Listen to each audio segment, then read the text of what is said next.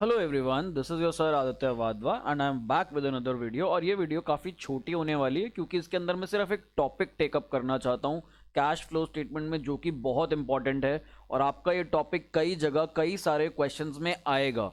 So this is of prime importance यहाँ पर इस टॉपिक को ढंग से करना, और जब रिविजन करोगे तो ये वीडियो देखना मत भूलना। This video is very important. इसके अंदर मैं आप लोगों को टैक्स के बारे में बताऊंगा कि टैक्स का ट्रीटमेंट कैसे किया जाता है। सर, आपने ऑपरेटिंग एक्टिविटीज में हमें टैक्स का ट्रीटमेंट बता दिया था, थोड़ा बहुत क्या बताया था, थोड़ा सा रिकैप करते हैं एक बार। मैंने आपको कहा था कि नेट प्रॉफिट के अंदर हम लोगों को यहाँ पर क्या करना पड़ता है, तीन चीजें प्लस करनी पड़ती हैं। कौन कौन सी तीन चीजें प्लस कर रहे थे हम लोग? पहली, ट्रांसफर टू रिजर्व। दूसरा, डिविडेंड जो हम पे कर रहे थे, चाहे इंटरिम हो, चाहे फाइनल हो, चाहे प्रपोज डिविडेंड हो। तीसरा, प्रोविजन फॉर टैक्स। और हम लोग ऑपरेटिंग एक्टिविटीज में नीचे लेस कर रहे थे एक चीज, और क्या चीज लेस कर रहे थे हम लेस कर रहे थे टैक्स पेड। तो आपका सवाल होना चाहिए यहाँ पर, सर, कि ये प्रोविजन फॉर टैक्स और टैक्स पेड, इन दोनों में डिफरेंस क्या होता है, इन दोनों में फर्क क्या होता है यहाँ पर? तो देखो, इन दोनों में ना फर्क होता है। प्रोविजन फॉर टैक्स में और टैक्स पेड में जमीन आसमान का फर्क होता है। इन दो टर्म्स को समझाना चाहता हूं बस, और इन दोनों की ट्रीटमेंट को समझाना चाहता हूं। Provision for tax and tax paid. Provision क्या होते हैं? प्रोविजन होते हैं हमारे एस्टिमेशंस, हम पहले से एस्टिमेट करके चलते हैं। सपोज मैं पहले से यहाँ पर एस्टिमेट करके चल रहा हूँ, इस साल मेरा जो टैक्स बनेगा वो 50,000 रुपये बनेगा। तो मैं इस 50,000 को क्या करूँगा, पीएनएल अकाउंट से निकाल लूँगा। मैं यहाँ पर प्रॉफिट एंड लॉस अकाउंट में इसको एज एन एक्सपेंस दिखाऊंगा, जो हम क्लास 11th में करते थे, याद करो।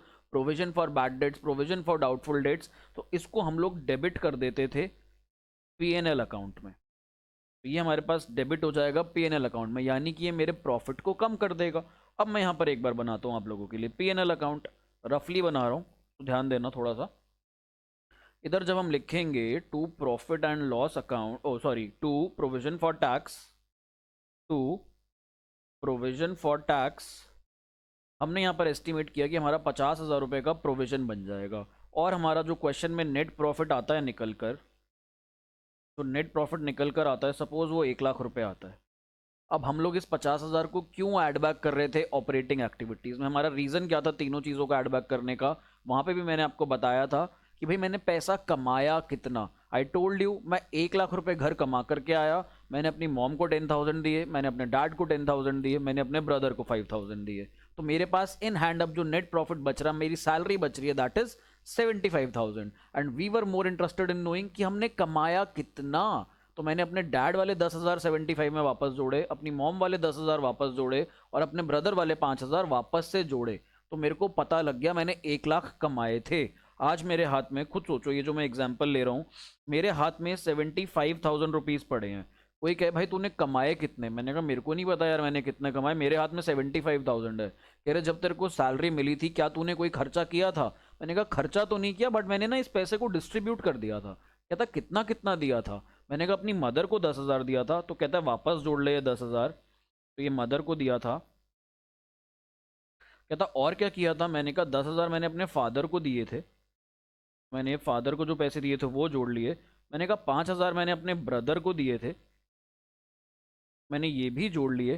कहता तेरी कमाई अब पता लग गई मेरे को, तेरी कमाई थी जो तेरी सैलरी थी इस बार 1,00,000 रुपए आई थी।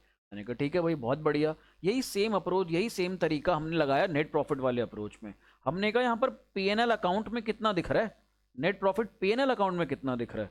तो पीएनएल अकाउंट में सपोज यहाँ पर हमारे पास जैसे 1,00,000 रुपीज़ दिख रहा है सपोज। तो कहता है क्या कमाया भी 1,00,000 था क्या? मैंने कहा पता नहीं यार। कहता कुछ डिस्ट्रीब्यूट किया था? मैंने कहा हाँ किया था। कहता क्या क्या किया था? मैंने कहा प्रोविजन बनाया था टैक्स का यहाँ पे 50,000 का। तो कहता है इसको वापस जोड़। तो मैंने कहा ले भाई वापस से जोड़ देते हैं, ऐड प्रोविजन। 50,000 का प्रोविजन बनाया था। कहता और कुछ भी दिया था? मैंने कहा डिविडेंड बांटा था शेयर होल्डर्स को। कह रहा वो भी वापस जोड़। सपोज हमने यहाँ पर डिविडेंड दिया था 20,000 रुपये का, एग्जाम्पल ले रहा हूँ एक। मैंने कहा ले भाई जोड़ दिया मैंने 20,000 रुपये। कहता और कुछ भी किया था क्या? मैंने कहा हाँ यार, बिजनेस के अंदर ना 1,00,000 रुपए का मेरे आस, या चलो मेरे को 70,000 रुपये ना जोड़ने थे, बचाने थे, मेरे को रिजर्व क्रिएट करना था, क्योंकि आगे फ्यूचर में मैं बिजनेस में कुछ और चीज़ लेना चाहता हूँ जिसके लिए मेरे को रिजर्व चाहिए होते हैं। तो कहता है ले रिजर्व वाले पैसे भी वापस जोड़ दे। तो मैंने 70,000 रुपये का रिजर्व बनाया था यहाँ पर। तो कहता मेरे को तेरी कमाई पता लग गई, बिजनेस की कमाई कितनी थी? मैंने कहा बता दे। तो यहाँ पर कहता है 2,40,000 रुपये तूने कमाए थे। तो हम लोग ये तीन चीज़ें ऐड कर रहे थे, ये मैंने आपको ऑपरेटिंग एक्टिविटीज वाली वीडियो में भी समझाया था। अब प्रोविजन फॉर टैक्स हमने यहाँ पर ऐड कर दिया, बट हम लोगों को टैक्स भी पे करना पड़ता है, तो हमारे एस्टिमेशन और पेमेंट में ऑब्वियस बहुत डिफरेंस आएगा। जरूरी नहीं है जितना हमने एस्टिमेट करा साल के दौरान या साल के बिगिनिंग में उतना ही हमारे पास टैक्स पेड आए, तो टैक्स पेड अलग भी हो सकता है, टैक्स पेड की अमाउंट डिफरेंट भी हो सकती है। तो एक छोटा सा इलस्ट्रेशन, एक छोटा सा एग्जाम्पल है, वो देखते हैं हम लोग यहाँ पर। तो ये मेरे पास ये रहा, कहता है Avian limited has a balance in provision for tax account of ₹50,000 and 75,000 as on 31st March 19 and 20। तो भाई इसको मैं अगर यहाँ पे पिक्टोरियल प्रेजेंटेशन दे दूं थोड़ी सी, टैबुलर फॉर्मेट में इसको बना दूं, तो 31st March 19 और 31st March 20, और हमारे पास प्रोविजन फॉर टैक्स का बैलेंस दे रखा है यहाँ पर। प्रोविजन फॉर टैक्स का बैलेंस कितना कितना गिवन है, 50,000 है 19 के एंड में, और 75,000 हमारे पास 2020 के एंड में। It made a provision for tax during the year of 65,000। कहता है इस साल के दौरान, ये जो साल था हमारा 1920, कहता है 1920 के दौरान हम लोगों ने 65,000 का प्रोविजन और बनाया था। तो प्लीज मेरी बात समझना, मेरे पास यहाँ पर ऑलरेडी एक ओपनिंग प्रोविजन था 50,000 रुपए का, मैंने साल भर में 65,000 का प्रोविजन और बना दिया, ये मेरा ओपनिंग बैलेंस था प्रोविजन फॉर टैक्स का, ओपनिंग बैलेंस। ठीक, मैं बहुत आराम से, बहुत सरल तरीके से, बहुत सिंपल तरीके से आप लोगों को समझाना चाह रहा हूँ, प्लीज मेरा साथ देना यहाँ पर।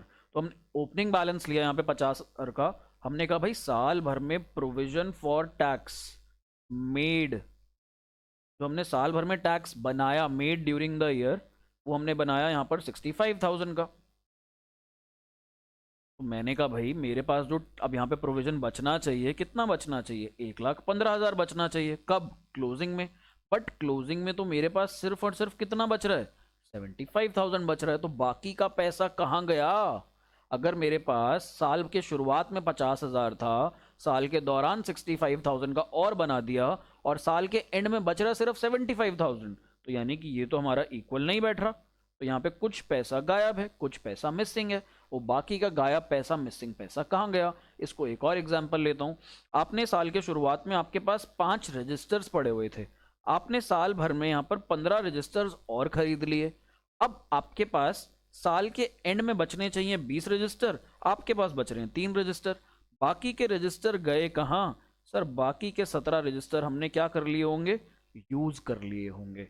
ये हमने बाय करे, ये हमारे पास ओपनिंग में थे, ये हमारा ओपनिंग बैलेंस था। ओपनिंग बैलेंस में जब हमने बाय करे रजिस्टर, तो सर हमारे पास 20 रजिस्टर्स हो गए, जिसमें से सिर्फ 17 ही यूज कर पाए हम लोग साल में, और ये हमारे पास यहाँ पर क्लोजिंग बैलेंस बच गया। सेम वे यहाँ पर टैक्स में भी ऐसा ही चल रहा है। टैक्स में क्या हो रहा है, ओपनिंग बैलेंस था 50,000 का, इस क्वेश्चन में हमने साल भर में और प्रोविजन क्रिएट कर लिया 65,000 का। अब हमारे पास यहाँ पर बच रहा है बैलेंस 1,15,000 रुपए का बचना चाहिए था, बट बच रहा है हमारे पास 75,000। तो बाकी का प्रोविजन फॉर टैक्स कहाँ गया, यूज कर लिया। जैसे यहाँ कह रहा हूँ ना, यूज कर लिया, तो प्रोविजन फॉर टैक्स भी हमने यूज कर लिया। और प्रोविजन फॉर टैक्स कहाँ पे यूज होता है, सोचो, प्रोविजन फॉर टैक्स यूज किया जाएगा टैक्स पे करने में। तो दैट मीन्स अब यहाँ पर देखो, इसको सही करते हैं हम थोड़ा सा। तो मैंने कहा भाई बच रहा है मेरे पास 75,000, तो यहाँ पर हमारे पास एक फिगर मिसिंग है माइनस में, और वो फिगर निकालनी है हमने। तो हम यहाँ पर वो फिगर बहुत इजीली निकाल सकते हैं। वो फिगर हमारे पास कितनी आ जाएगी, 25 और 15 40,000। वो फिगर मेरे पास आ जाएगी 40,000, और इस फिगर का मैं क्या कर रहा हूँ, this is tax paid during the year, tax paid during the year. तो यहाँ पर हमारे पास 2 टर्म्स और निकल के आती हैं, एक है टैक्स मेड जो हमने प्रोविजन बनाया, और एक है टैक्स पेड। तो पेड और मेड में दोनों में प्लीज अंतर समझना। और ये हमारे पास क्लोजिंग बैलेंस बच गया यहाँ पर, क्लोजिंग बैलेंस। अब हमने समझ में आया कि कैसे करा हमने। हम लोगों ने सबसे पहले ओपनिंग बैलेंस लिया, उसके अंदर जो साल भर में और बनाया था प्रोविजन वो जोड़ दिया। हमने कहा भाई ये जुड़ गया, इतना सारा प्रोविजन पड़ा है, बट बुक्स में दिख क्यों नहीं रहा, क्लोजिंग बैलेंस में कम क्यों दिख रहा है। तो आप कहोगे सर यहाँ पे बाकी का पैसा यूज कर लिया गया टैक्स को पे करने में। मैंने कहा वेल एंड गुड। तो अब हमारे पास ये क्वेश्चन में भी आएंगी चीजें, और क्वेश्चन में इसको हम कैसे करेंगे। हम लोग अकाउंट्स पढ़ रहे हैं, और मैं यहाँ पे बिलीव करता हूँ कि अगर अकाउंट्स पढ़ रहे हो तो अकाउंट्स को अकाउंट्स की भाषा में ही जवाब दो। तो यहाँ पर हम लोग एक अकाउंट क्रिएट करेंगे और हमारे अकाउंट का नाम है यहाँ पर प्रोविजन फॉर टैक्स अकाउंट। कहाँ गया हमारा ये रहा। तो प्रोविजन फॉर टैक्स अकाउंट बनाते हैं इसके लिए। तो हम इसका क्रेडिट नेचर होता है, प्रोविजन सारे लाइबिलिटी साइड पे लिखे जाते हैं। तो यहाँ पर मैं लिखूंगा by provision, by provision, provision नहीं, यहाँ पर हमारे पास सबसे पहले ओपनिंग बैलेंस आएगा, बाय बैलेंस ब्रॉट डाउन। तो बैलेंस ब्रॉट डाउन, यहाँ पर हमारे पास अमाउंट आ जाएगी। अब प्रोविजन बनाया कहाँ से जाता है? I told you already, provision हम लोग बनाते हैं अपने पीएनएल अकाउंट से, मैंने आपको यहाँ बताया। तो इसीलिए इसको वापस से ऐड बैक करना पड़ता है कहाँ पर? वर्किंग नोट में। तो यहाँ पर हम लोग जब और प्रोविजन क्रिएट करेंगे, ये देखो, अगर मेरे पास यहाँ पर ओपनिंग में 50,000 रुपये का प्रोविजन पड़ा था, मेरे को साल भर में प्रोविजन का बैलेंस बढ़ाना है, तो प्रोविजन का बैलेंस बढ़ाने के लिए क्या करूंगा? क्रेडिट साइड पे ही लिखूंगा। और क्रेडिट साइड पे क्या लिखूंगा? Bye profit and loss account. और यहाँ पर हम लिखेंगे प्रोविजन मेड, ये आ जाएगा हमारे पास ब्रैकेट में, प्रोविजन मेड। ये मेड होता है, पेड नहीं होता है, ठीक है। तो यहाँ पर हम लोग कहेंगे भाई 65,000 हम लोगों ने साल भर में और प्रोविजन बना दिया। अब मैं कह रहा हूँ मेरा यहाँ पे जो क्लोजिंग बैलेंस है, जो बैलेंस सीडी है, बैलेंस सीडी बेटा मेरे पास बच रहा है यहाँ पर 65,000 का। तो सर बाकी का कहाँ गया? उसके लिए आप एक काम करो ना, यहाँ पर बैलेंसिंग कर लो। क्यों हमारा दिमाग खा रहे हो? आप बैलेंसिंग करो, कहाँ गया कहाँ गया आपको मिल जाएगा। तो 1,15,000 यहाँ का टोटल आ रहा है, 1,15,000 हमारे पास यहाँ का भी टोटल आ रहा है। बाकी का पैसा चला जाएगा बैलेंसिंग फिगर में, and that will be to tax paid. और टैक्स पेड के लिए हम लोग क्या वर्ड यूज करेंगे? टैक्स पेड नहीं यूज कर सकते, इसको हम लोग लिखेंगे ब्रैकेट में, और यहाँ पर हम लोग लिखेंगे टू कैश या बैंक अकाउंट, जैसे भी हमने टैक्स जमा कराया होगा। अगर कैश में जमा कराया तो हम लोग कैश लिखेंगे, अगर बैंक अकाउंट से ट्रांसफर किया है तो बैंक अकाउंट लिखेंगे। और ये हमारा होता है यहाँ पर टैक्स पेड। और हमारा यहाँ पर और क्या बन रहा है? ये साथ में हमारा बन रहा है यहाँ पर balancing figure. This is our balancing figure. और बैलेंसिंग फिगर कितनी आ रही है भाई? बैलेंसिंग फिगर हमारे पास आ रही थी 40,000, 40,000 नहीं 50,000 आई गेस। ओके, हमारे पास क्लोजिंग बैलेंस 75 था यार, क्वेश्चन में जो क्लोजिंग बैलेंस था दैट वाज 75। तो ये हमारे पास जो बैलेंसिंग फिगर आएगी, दिस विल बी 25 और 15 40,000। तो दिस इज आर अकाउंट। यहाँ पर अकाउंट में समझो अब ट्रीटमेंट क्या होता है, ओपनिंग बैलेंस का और क्लोजिंग बैलेंस का हम लोगों को कोई भी ट्रीटमेंट नहीं करना। जो प्रॉफिट एंड लॉस अकाउंट या क्रेडिट साइड पे आपको दिख रहा है, जो हमने प्रोविजन बनाया, ये हमारा ऑपरेटिंग में ऐड हो जाता है। कहाँ पर? वर्किंग नोट में। वर्किंग नोट में जो हम प्रॉफिट का बनाते हैं ना, 3 चीजें ऐड करते हैं वहां पर, छोटा सा एक वर्किंग नोट बनता है इतना सा, उसके अंदर हम इसको ऐड बैक कर देंगे। और ये जो टैक्स पेड है, इसका क्या करते हैं? इसका हम लोग ऑपरेटिंग के सबसे एंड में, सबसे लास्ट में, जहां पे हमारी cash flow from operating activities before tax आता है ना, वहां पर हमें टैक्स पेड लेस करके दिखाना होता है। तो ये यहाँ पर ऑपरेटिंग में लेस हो जाएगा बिल्कुल एंड में जाकर के। So this is the treatment for provision for tax. तो यहाँ पर भी हमारे पास जो क्वेश्चन था, तो क्वेश्चन को हमने भली भांति किया, अच्छे से किया। यहाँ पे कहता है find out the amount of tax paid during the year. तो हम क्या कहेंगे? Tax paid during the year is ये वाला 40,000 रुपीज। अब इसके अंदर ट्विस्ट क्या क्या आएंगे? प्रोविजन फॉर टैक्स 3 तरीकों से हो सकता है, हमारे पास 3 वेज हैं। इन 3 वेज के लिए आओ थोड़े से नोट्स लिख लेते हैं। तो यहाँ पर लिख लो नोट्स। नोट नंबर 1 बेटा, नोट नंबर 1 क्या कहता है? If only provision for tax is given in the question. अगर एडजस्टमेंट में दे रखा है provision for tax during the year was 50,000, इसके अलावा कुछ भी नहीं गिवन, ना तो इनकी ओपनिंग क्लोजिंग बैलेंसेस गिवन है, ना तो ये बताया टैक्स पेड कितना है, उस केस में आप लोगों को क्या करना है? तो यहां पर हम देखते हैं, if only provision for tax is given in the adjustments,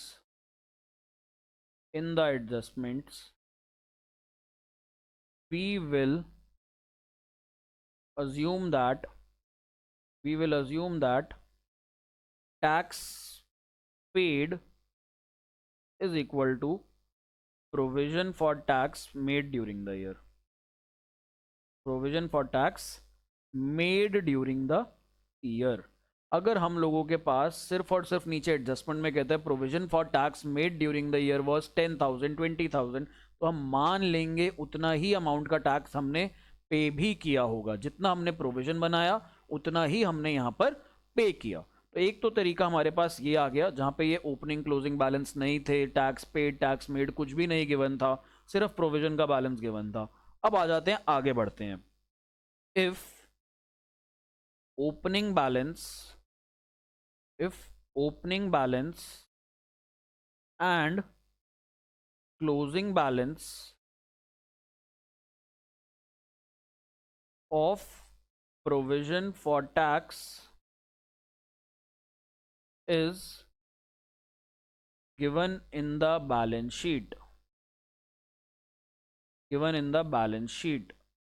अगर हम लोगों को ये बैलेंस शीट में दे रखा है बट एडजस्टमेंट में नहीं गिवन, अब हमें बैलेंस शीट में गिवन है सिर्फ और सिर्फ, तो इस केस में क्या करेंगे, वी विल एड बैक, मैं यहाँ पे पेन चेंज कर रहा हूँ, we will add back current year's provision, we will add back current year's provision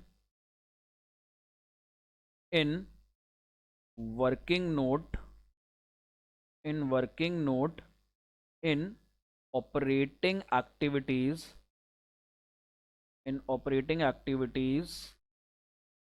to the balance of net profit,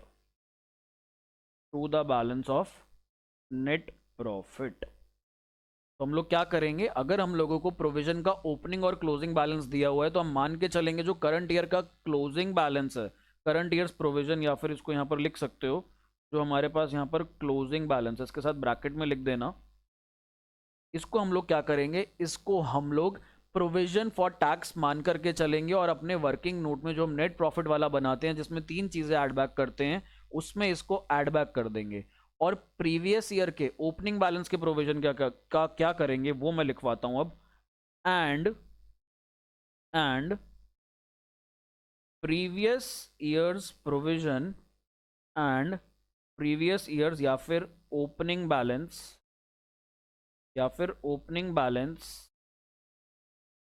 provision will be deducted as tax paid in operating activities।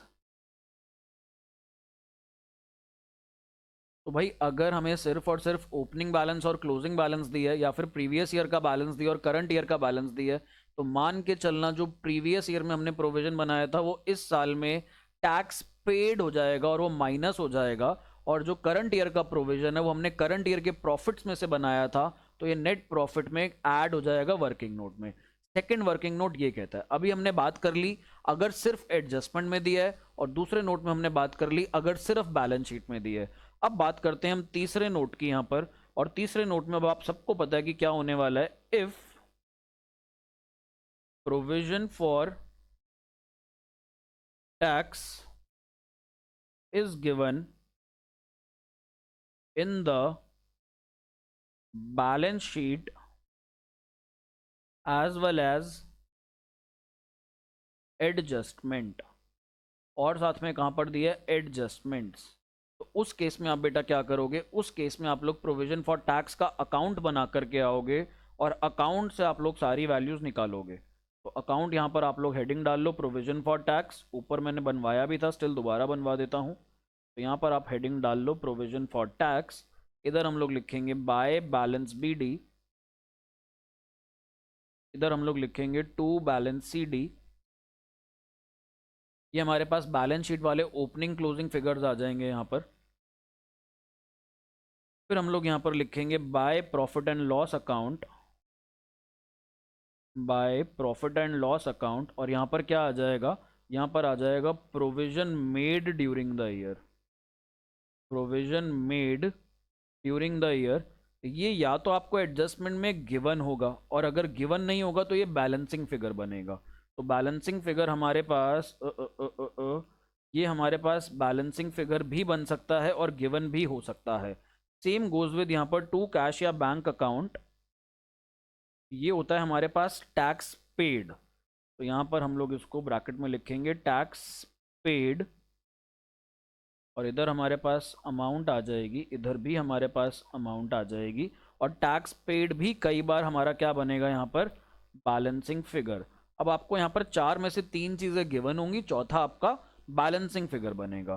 Closing balance को कहीं नहीं डालना, opening balance को कहीं post नहीं करना, ये हमारे पास नेट प्रॉफिट वाले वर्किंग नोट में, नेट प्रॉफिट वाले वर्किंग नोट में ऐड हो जाएगा, और ये हमारे पास ऑपरेटिंग में एंड में माइनस हो जाएगा, बिल्कुल एंड में जहां पर हम टैक्स पेड करते हैं। और टैक्स पेड में हमेशा ध्यान रखना, रिफंड ऑफ टैक्स को एडजस्ट कर लेना। सर कैसे एडजस्ट कर लेना, मैं बताता हूँ। अगर आपका टैक्स पेमेंट आ रही है यहाँ पे 1 लाख रुपए की, और क्वेश्चन में गिवन है कि रिफंड ऑफ टैक्स रिसीव्ड या टैक्स रिफंड लिखा हुआ 10,000, तो टैक्स पेड में आप लोग 90,000 रुपीज़ दिखाओगे। ये जैसे जैसे क्वेश्चन में आएंगे मैं आपको करवाता रहूँगा। इस वीडियो का मकसद था बस आपको प्रोविजन फॉर टैक्स के बारे में हल्का फुल्का ज्ञान देना। जब ये क्वेश्चंस में आएंगे हम इसको करेंगे, और डेफिनेटली जो नेक्स्ट वीडियो आपकी फाइनेंसिंग एक्टिविटीज़ वाली, उसके अंदर मैं आपको डेफिनेटली इसके ऊपर एक क्वेश्चन कराने वाला हूँ। उसके अंदर एक कंबाइंड क्वेश्चन आएगा ऑपरेटिंग प्लस फाइनेंसिंग एक्टिविटीज़ का, तो वहां पर हम इस क्वेश्चन को डिटेल में देखेंगे, अच्छे से समझेंगे। अभी के लिए बस इस वीडियो को अच्छे से समझ लो, और अगली बार जब भी रिवीजन करोगे इस वीडियो को देखना मत भूलना, this is very important. I will see you in the next video. मैं बस अभी शूट करने वाला हूँ यहीं पर currently. So bye bye, take care, thank you for staying connected.